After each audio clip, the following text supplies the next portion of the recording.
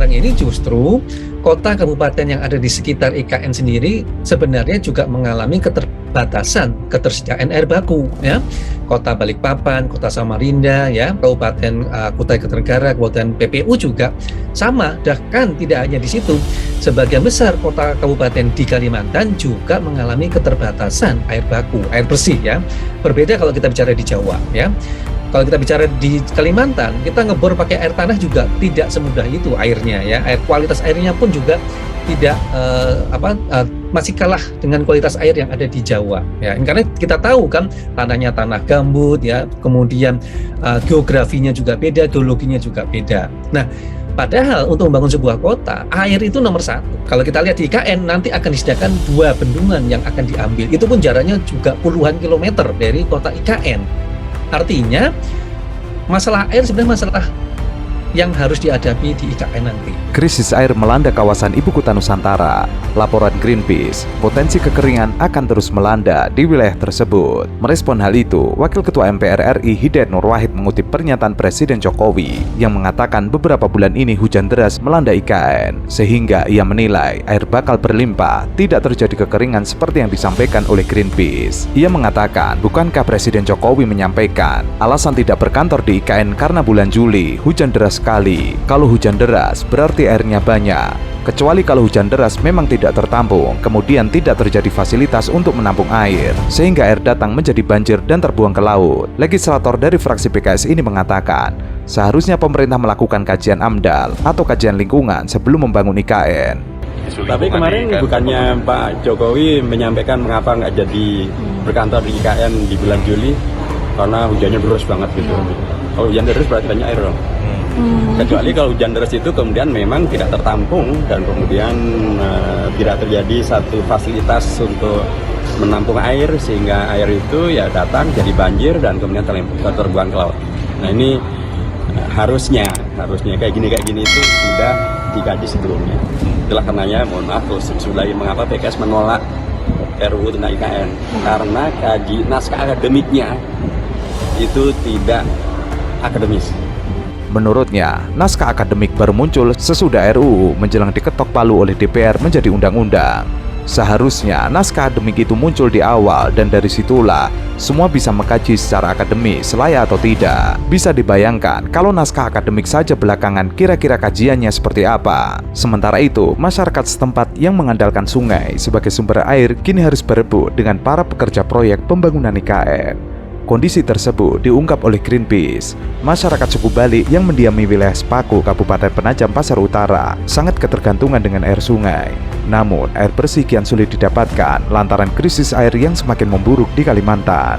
Tinggal di Balikpapan tahun 96 itu memang air itu ya masalah klasik gitu ya, selalu berulang-ulang begitu ya, di kota Balikpapan ini. Air dari pam mati, nanti nunggu ronda ngalir gitu. Ronda bukan jaga maling, ya jaga air gitu. Iya, nunggu air. Nunggu air ngalir. Balapan karena kalau udah gitu ngalir buru-buruan. Buru-buru. Itu. Ya, nah, betul. Jadi ini yang menarik ini Zat. Ada satu berita di sosial media bahwa dampak dari ketika IKN itu diumumkan berada di Kalimantan Timur, ternyata ada imbas demografi ya, kalau bisa disebut demografi atau penambahan penduduk kota Balikpapan, yaitu meningkat sekitar 1,4% per tahun. Ya, jadi sekarang ini ada kenaikan sekitar 60.000 orang begitu dari 2021 sampai dengan 2024. Itu datang bawa air enggak? Nah, ini masalahnya. Pasti enggak, masalahnya adalah ketika penduduk ini datang, sementara kota kita ini ya terus terang kan kita memang bisa kota kekurangan air, tak ada hujan artinya butuh tambahan air, orangnya makin banyak tapi airnya berkurang. Nah, sejak 3 tahun lalu bertepatan dengan musim kemarau yang panjang, daerah Sepaku sudah mulai terjadi kekeringan. Kesulitan air bersih tidak hanya dirasakan oleh manusia, tetapi juga hewan ternak serta tanaman pertanian dan perkebunan warga. Bahkan sawah warga kini banyak yang mengalami kekeringan. Sejak pembangunan IKN dimulai, masyarakat kini harus berebut air sungai dengan para pekerja proyek. Dikhawatirkan kondisi ini akan memicu konflik perebutan air sungai di kemudian hari. Lebih lanjut, temuan Greenpeace menyatakan bahwa sejumlah sumber air di wilayah IKN kini dikontrol. Alhasil, masyarakat yang ingin mengakses air bersih harus membayar terlebih dahulu. Padahal sebelumnya, masyarakat di wilayah Sepaku bebas memanfaatkan air sungai yang ada di alam. Mereka kan tidak bisa menggunakan air tanah kan, karena tidak ada kandungan air tanah di sana kan. Jadi mereka mengambil air dari sungai. Jadi di Sepaku Semoy itu mereka membangun instalasi air. Namanya apa tadi? Sepaku Semoy. Sepaku Semoy. Sepaku Semoy. Nama wilayah di situ.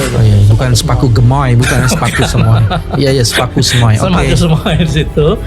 Di mana ada sebuah sungai yang kemudian mereka belokkan. Jadi alirannya dibelokkan, kemudian mereka bangun dam. Nah, dari air sinilah yang kemudian diambil, diolah, diproses, lalu kemudian dialirkan ke IKN. Itu jaraknya lumayan jauh tuh. Berapa kilo? Saya kurang tahu, mungkin di atas sekitar 5 kilo. Oh, di atas 5 kilo, Mas. Tapi di bawah Jauh, 10 kilo. Jauh kan. Ya. Dan kapasitasnya itu 300 liter per detik. Kalau misalnya kita ukur itu kira-kira bisa mensuplai sekitar 100.000 orang. Kurang dari 100.000 orang. Dan artinya itu tidak bisa mensuplai seluruh. Belum bisa mensuplai seluruh kota, karena kan targetnya IKN ini akan dihuni oleh 1,9 juta.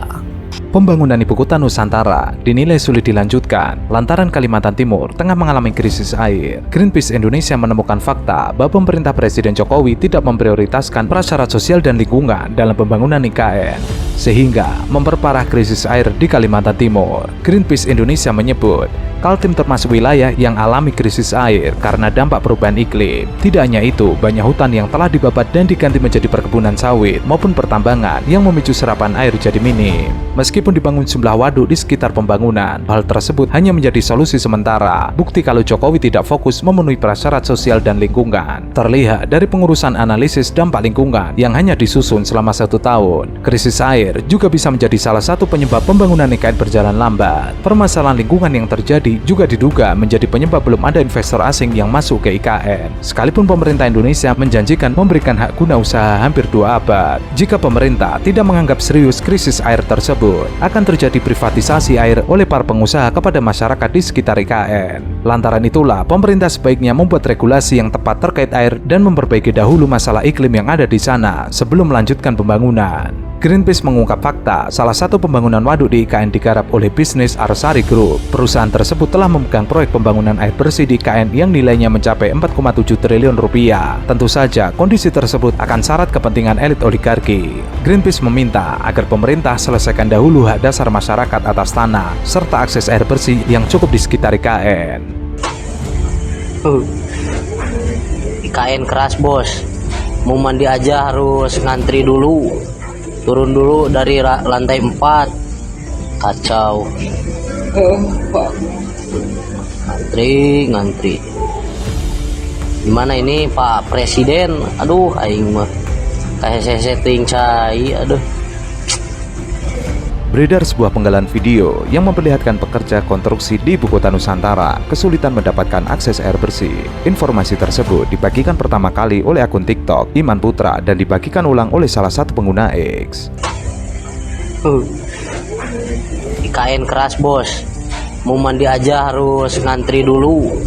Turun dulu dari lantai 4. Kacau. Ngantri. Gimana ini Pak Presiden? Aduh, aing mah kayak setting cai, aduh. IKN keras bro, mau mandi saja harus ngantri dulu. Sudah ngantri airnya keruh lagi. Seiring dengan hal itu, salah satu pekerja konstruksi dalam video tersebut lantas meminta pertolongan ke Presiden Jokowi agar hal tersebut dapat teratasi segera. Sebelumnya, Presiden Jokowi mengungkapkan bahwa hingga saat ini memang pemerintah tengah melakukan pembangunan pompa untuk mendorong distribusi air di IKN. Jokowi memastikan distribusi air bersih di IKN akan mulai berjalan lancar pada Juli 2024. Jokowi juga optimis distribusi air bersih ke IKN ke depan tidak akan mengalami kendala seiring dengan diresmikannya bendungan Sepaku Semoy yang akan menjadi pasokan kebutuhan air baku di IKN. Airnya juga kemarin sudah diresmikan bendungan Sepaku, tinggal menunggu pompa untuk menaikkan air kemudian dialirkan ke bangunan ke rumah-rumah yang ada di Ibu Kota Nusantara.